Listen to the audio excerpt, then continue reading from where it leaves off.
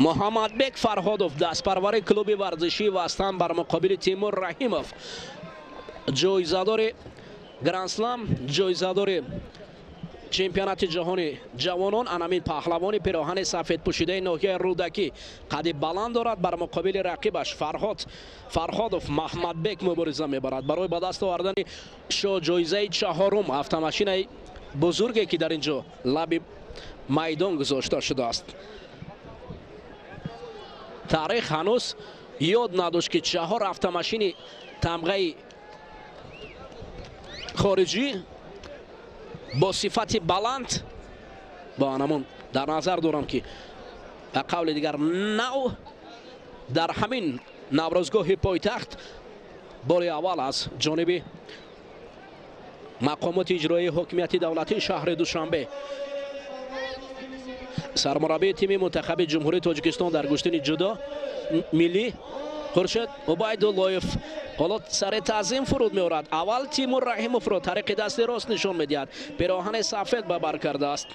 Қад баланд ва Маҳмадбек Фарҳодов дастпарвари клуби варзишии Вастан. қадаш пастар аст бародари Фарҳодове ки ҷоизадори чемпионати Осиёи ҷавонон маҳсуб мешавад. акнун мубориза барои ба даст овардани 4-умин шоҳҷоиза дасту панҷа бар заданд. Тимур қади баланд дастони худро аввал дастони рақибро аз гиребони худ дур месозад, фосиларо наздик мекунад. Фарҳод каме ҳарос дорад аз ҳалуки Искандарӣ, мегӯянд ки анамун бисёр равиши хатарнок барои паҳлавонони қадпастар аст. Тимур Раҳимов ҳоло шитоб намекунад. Фарҳод шитоб дорад, Маҳмадбек шитоб дорад, аммо Тимур ором гӯштин мегирад.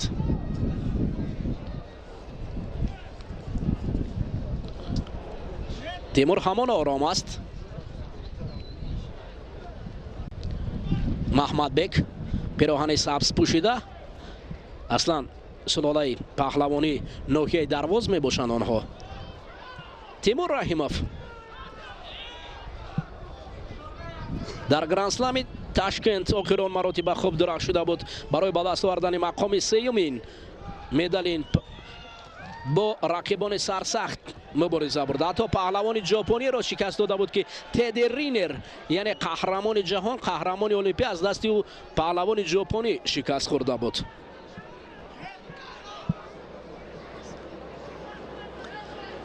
Тимур Раҳимов паҳлавони ҷавон аст ва дурахшаш махсусан дар мусобиқоти охири гӯштини ҷудо дар гранд-сламҳо хуб аст.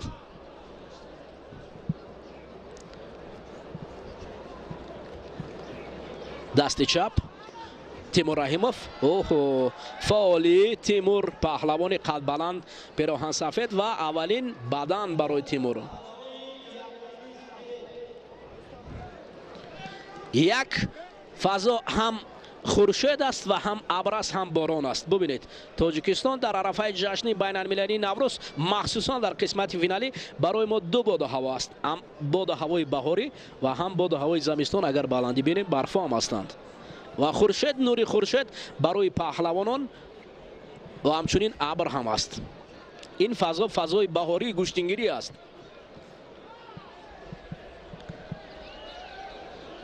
Тимур Маҳмадбек дуртор меравад. Тимур наздик мешавад. гиребони рақибро бисёр қавӣ доштааст Тимур Раҳимов. гиребони самти рости рақибро барои пайдо кардани дасти чапи рақиб Тимур Раҳимов тариқи дасти рост талош дорад.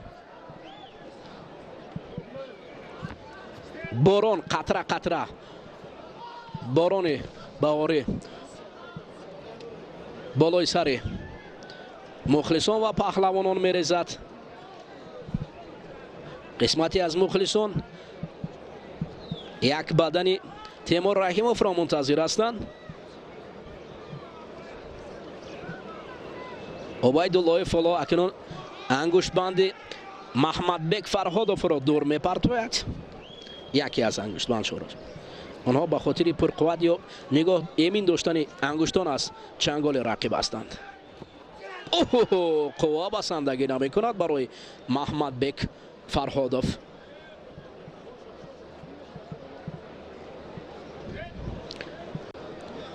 гӯё боду ҳаво низ фармуда бошанд. Дар лаҳзаҳои охирон аллакай қатраҳои борони баҳорӣ ба рӯи замин мерезад. агар бисёр резад барои муқобилияти паҳлавонон монеам шуда метавонад, аммо ин вақт фикр мекунам намешавад, ба хотире ки рақоб огоҳи аввалро Хуршед Ҳувайдуллоев барои Маҳмадбек Фарҳодов нишон дод. Тимур Раҳимов ором аст. як қадам пеш меравад Маҳмадбек ва аввалин усулро анҷом додани аст, аммо Тимур бисёр пухта аст. ба қавли дигар аллакай таҷрибаи ғании гӯштинро медонад ва худро дифоъ ҳам мекунад.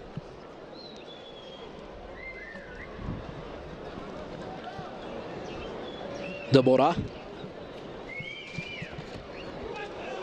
Маҳмадбек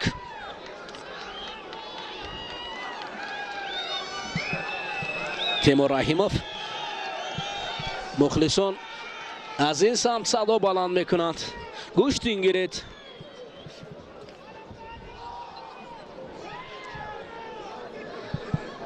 ҳазорон нафар, шояд 25 000 нафар мухлис зиёдтар дар инҷо ҳузур дошта бошад барои тамошои ин гӯштин. ба ҷуз аз ҷои нишаст ҳамчунин дар роҳравҳо мухлисон ҳузур доранд. Тимур Раҳимов, Маҳмадбек Фарҳодов аз самти дасти чапи довари марказ.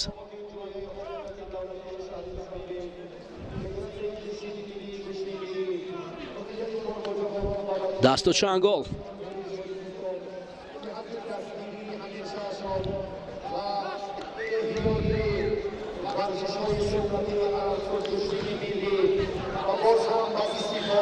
гӯштини миллӣ низ яке аз шакли намудҳои бозиҳои миллии варзишӣ аст ки ҳоло фестивали бозиҳои варзишӣ низ дар шаҳри Душанбе баргузор мегардад барои эҳё кардани намудҳои миллии тоҷикӣ аз қабили гӯштингирӣ, аз қабили чавгонбозӣ, хурусҷанг, чилик дангал, дигар намудҳои миллии варзишӣ ҳастанд. бозиҳо шомил ба бозиҳои миллии варзишӣ аст. огоҳӣ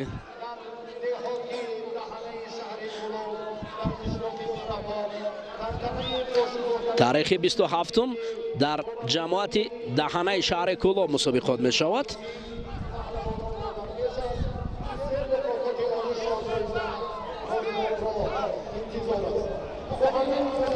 вақт ба анҷом мерасад. дар ин ҷо як бадани Тимур Раҳимовро барои гирифтани шоҳҷоиза вақт ба анҷом расидааст. ё камарбанд ислом мекунанд, давом медиҳанд.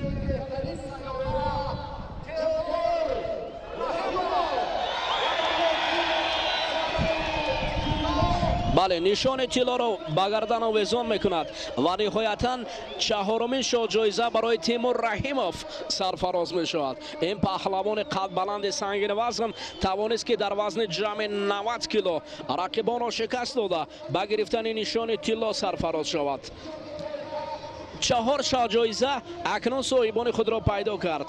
белохира ҳамин тариқ 65 70 90 ҷамъи 90 кило паҳлавонон мубориза бурданд. наврӯзгоҳи пойтахти ҷумҳурии Тоҷикистон шаҳри Душанбе макони баргузории гӯштини миллӣ буд. дӯстони азиз, ҳоло барои супурдани ҷоизадорон ва ғолиби вазни ҷамъи 90 кило инҷо маросим баргузор мешавад.